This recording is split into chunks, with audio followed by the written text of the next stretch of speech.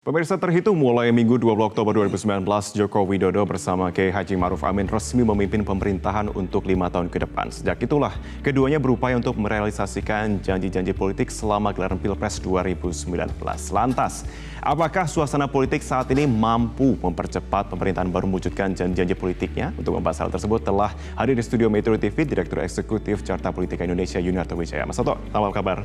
Kabar baik, selamat pagi. Kabar baik. Kira-kira nanti kabar baik juga nggak nih pada waktu pelantikan? Apakah ini menjadi sebuah momentum yang ditunggu-tunggu setelah sekian lama? Oke, cair. Mari kita sama-sama rayakan momen ini. Akan seperti itu nggak kira-kira nanti? Harinya kan mas hari Minggu, hari libur. Artinya kan memang orang merayakan bersama. Tapi sampai pertama kalinya ini kan diundur ke jam 2 ya. Di jadwal sekitar jam 2.30, biasanya jam 10 pagi. Karena memang ini hari libur dan tetap dipersilahkan katanya Nasrani untuk beribadah. Betul. Lalu kemudian bahkan katanya Car Free Day tetap ada. Awalnya rencana seperti itu.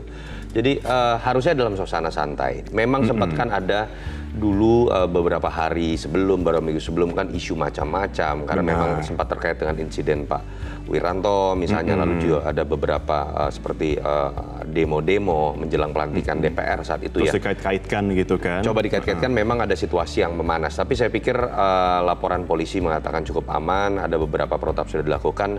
Moga-moga jadi pesta masyarakat ya. Saya berharap berbeda dengan pada saat pelantikan anggota DPR. Kita tahu gedung DPR kan ditutup malah, yang seharusnya jadi pesta buat masyarakat. Tapi kita tahu juga saat itu karena memang sedang ada demo besar. Walaupun harus diakui tidak seperti 2014. Beban Pak Jokowi pasti sekarang jauh lebih besar. Dulu dia adalah orang baru, ketika orang betul-betul bicara hanya harapan. Sekarang sudah bercampur nih, harapan dan kritik. Yang namanya incumbent tidak lepas dari kritik.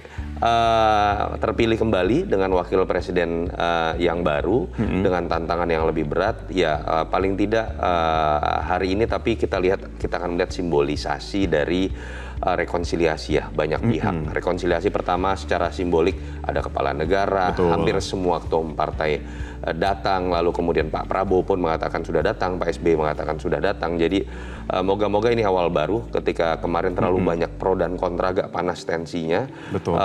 Buat modal besar buat seorang Jokowi yang kita tahu tantangan lebih berat untuk menyelesaikan itu dengan energi yang lebih besar. Oke, kalau kita lihat 2014 kan selebrasi begitu yang cukup besar pada waktu pelantikan. Setelah itu ya kemudian, nah sekarang juga sudah ada lagi momentumnya seperti ini. Tapi seperti yang dikatakan tadi sebelumnya, apakah memang sekrusial itu kemudian memang setelah selesai kemudian oke, selebrasi ini selesai, besok kemudian harus mulai menata semua target-target 100 hari dan lain-lain?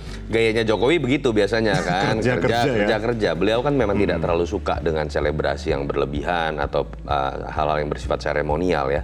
Dan memang bahkan sekarang beliau sendiri setahu saya yang memotong prosesi yang bersifat selebrasi yang besar-besaran yang sudah disiapkan oleh beberapa relawan ya. Kalau kita lihat nanti paling ada stand-stand makan bakso, makan siomay seperti itu.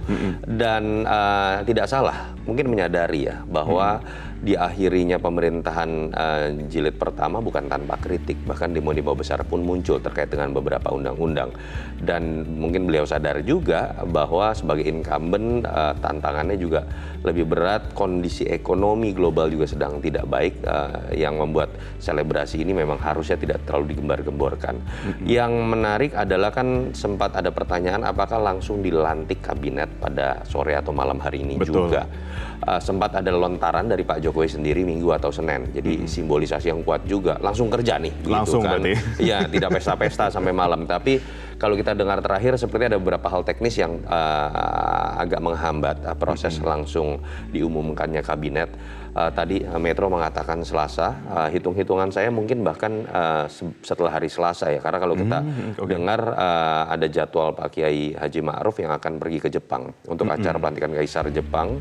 Dan acaranya setahu saya kalau kita lihat di media itu hari Selasa. Jadi mungkin hari Rabu baru akan paling cepat ya kabinet diumumkan. Walaupun orang juga bisa menduga jangan-jangan memang karena belum clear nih masalah kompromi-kompromi dengan nama-namanya. Tapi kita bukan bicara sekedar cepat dan simbolisasi, paling tepat adalah bagaimana memastikan kabinet ini berkualitas.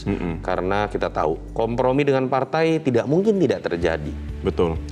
Koalisi yang katanya obesitas ini kan ditakutkan akan sedikit mendegradasi kualitas zakon kabinet atau kabinet ahli. Tantangannya menurut saya di sini. Jadi kalau memang harus mundur 1-2 hari pun demi tercapainya kabinet yang memang solid dari sisi kualitas dan loyalitas, menurut saya tidak masalah, karena ini menurut saya satu-satunya momentum buat Pak Jokowi di tengah banyak pro dan kontra setelah terpilih lagi kedua kalinya untuk bisa membalikan arah angin dan membalikan harapan masyarakat yang mungkin di sebagian segmen sempat sedikit terdegradasi. Oke, terkait dengan harapan masyarakat dan juga warganet nih Mas Toto ya, mengatakan terkait juga dengan kualitas dari kabinet jilid kedua ini, dikatakan oposisi sudah masuk. Bahkan porsinya juga cukup besar di sini. Kira-kira bisa menghasilkan yang berkualitas nggak nih? Atau justru jadi ladang kritik lagi jangan-jangan? Tapi kita bahasnya usai jeda. Mas Toto tetaplah bersama kami pemirsa di Selamat Pagi Indonesia. Tapi kalau kembali kita ngomong soal tadi ya, mengenai kabinet dan juga kemarin pertanyaan masyarakat adalah, oh ini oposisi bergabung juga, porsinya besar juga ini di kabinet. Kiranya bisa menciptakan kinerja yang berkualitas nggak? Kan kalau Jokowi kan maunya kan kerja. Tapi bisa nggak nih kemudian tiba-tiba malah muncul riak dari dalam internal seperti itu? Iya, memang asumsinya kan ketika fokusnya adalah tantangan ekonomi global, investasi asing masuk, memang ada sebuah logika dibutuhkan salah satu prasyarat stabilitas politik. Digunakan juga logika kemudian kalau koalisinya makin besar, lebih mudah mengambil keputusan di dalam parlemen. Teorinya memang seperti itu, karena tinggal ketok palu gitu kan, kira-kira seperti itu apapun yang ingin diputuskan oleh pemerintah. Tapi ada dua hal yang menurut saya harus jadi catatan. Ya, pertama, berkaca dari SBY Jilid 2, ada fakta bahwa membesarnya dukungan di parlemen tidak berkorelasi linear dengan stabilitas politik. Bulan madu hanya setahun, kita tahu bahkan Golkar dengan PKS, partai yang dari awal sudah mendukung SBY saat itu, tapi bahkan ikut dalam hak angket senturi, hak angket mafia pajak. Jadi psikologis politiknya harus dilihat berbeda. Periode pertama cenderung partai lebih loyal ketika sudah menyatakan mendukung. Kenapa? Karena sadar presidennya ini masih bisa maju kembali. Sementara ketika sudah periode kedua, mereka sedang berpikir bagaimana partai saya di 2024 ini akan memimpin gitu. Itu yang harus dilihat berbeda, sehingga loyalitas cenderung akan mudah tergerus di periode kedua. Tidak ada jaminan ketika sudah mengikat mereka. Yang kedua ada simbolisasi juga yang kuat ketika kita tahu contoh revisi Undang-Undang KPK diketok palu dengan suara bulat di DPR. Apakah kemudian tidak menimbulkan kekisruhan? Muncul kekisruhan. Ternyata publik merasa keputusan ini diambil tidak kemudian mengikuti suara masyarakat, wakili begitu, atau teman-teman aktivis minimal. Itu yang menurut saya jadi catatan, bahwa tidak serta-merta ketika mengetok palu di gedung DPR itu bisa dilakukan dengan mudah karena suara mayoritas, tapi kemudian bisa katakanlah membawa stabilitas politik, karena ketika keputusan-keputusan yang diambil tidak sesuai dengan aspirasi publik, yang terjadi malah bisa parlemen jalanan seperti kemarin kita lihat. Jadi tugas Jokowi bukan sekedar berhenti menjadi pemimpin koalisi, mengumpulkan sebanyak-banyaknya kekuatan, tapi bagaimana memastikan kekuatan besar tadi ketika mengambil keputusan, itu juga menyerap aspirasi dari bawah. Itu menurut saya tantangan terbesarnya. Oke, tapi bisakah kita mengatakan bahwa kemarin itu kemudian setelah kemudian tanda kutip satu pemerintahan, kemudian dari oposisi dan juga dari masyarakat, begitu yang bisa dikatakan seperti third party yang muncul begitu pada waktu komunikasi seperti itu. Tapi untuk potensinya dan juga bentuk komunikasi, kalau kita evaluasi dari berkaca 5 tahun sebelumnya, cara Jokowi untuk bisa mengayomi para oposisi dan rakyat, apakah itu kiranya bisa dicapai dalam periode kali ini dengan metode komunikasi yang sudah terbentuk? Kalau mengikuti gaya SBY, saya pikir tidak akan tercapai ya, karena sudah ada bukti kegagalan kemarin. Yang kita bisa harapkan memang Jokowi ini sebetulnya kan orang yang mau mendengar. Ada variabel lain dari sekedar kemampuannya mengelola para elit dalam satu wadah besar begitu kan. Tapi dia juga orang yang harusnya dengan latar belakangnya dari wali kota, gubernur, pemimpin yang egaliter dan memang bukan berasal dari bangsawan politik ya, harusnya bisa melakukan fungsi itu. Bahwa ketika sudah demikian hebatnya ini wadah besar diisi. Kalau dengan Gerindra, dengan Demokrat masuk kan 83% kekuatan parlemen. Kalau dengan Gerindra saja 72%. Kekuatan besar ini kan untuk kemudian bisa meloloskan apapun yang jadi aspirasi masyarakat cepat jadi undang-undang, cepat jadi kebijakan, cepat jadi perpu misalnya. Itu yang menurut saya jadi tugas buat Jokowi.